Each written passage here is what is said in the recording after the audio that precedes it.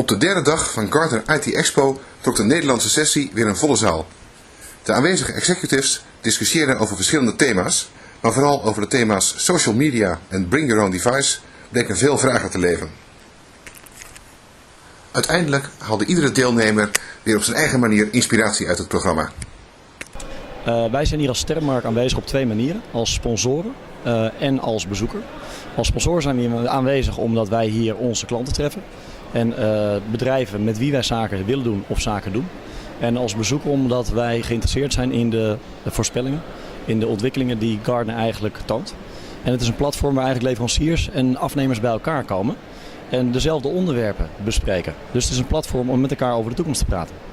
Nu zijn we op de derde dag van de ITXpo. Er zijn nogal wat presentaties geweest ondertussen. Als je zo terugkijkt op de afgelopen dagen, wat zijn nou belangrijke ontwikkelingen die aan bod zijn geweest? Voor mij persoonlijk, de ontwikkelingen die ik heel erg interessant vind, zijn ontwikkelingen op het gebied van voorspellingen op basis van data-analyses. Dat is een onderwerp wat veel aandacht momenteel krijgt. En is ook een onderwerp, dat noemen ze machine-to-machine. Een onderwerp wat veel toekomst heeft. Waarom interessant? Omdat steeds meer machines geconnecteerd worden met elkaar. En daar ontstaan enorme hoeveelheden data door die je kunt analyseren. En op basis van die analyses kun je voorspellingen doen naar de toekomst. En wat mij is bijgebracht deze dagen is dat voorspellingen door machines op basis van die datasets misschien wel eens veel beter kunnen zijn dan de menselijke beslissingen of voorspellingen. En dat was wel heel indrukwekkend. Misschien ook wel zorgwekkend, maar ook zeer zeker indrukwekkend. Dus zeker een onderwerp om daar bij stil te staan.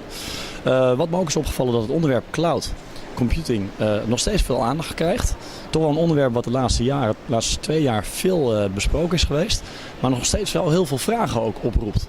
Dus dat is een onderwerp waar continu educatie over plaatsvindt. En in de gesprekken die ik met mensen voer, dus ook CIO's en IT-managers hier rondlopen, is dat ook nog steeds een onderwerp waar men over nadenkt. Because there are so many factors that are driving this change. We introduced, frankly, initially last year, but really qualified out this year, the 4 forces that in aggregate are changing what's happening around us from an information technology perspective. They are all individually impactful and disruptive, and you know we'll talk a little bit more about that. But in aggregate, they sort of form the basis of really a new compute model. But in the postmodern world, one of the things that's interesting is we spend a lot of time talking about CIOs, CEOs, CFOs, but the most important C-level executive in the world is one we hardly ever talk about, and it's the customer. Many CIOs want to be perceived as innovative.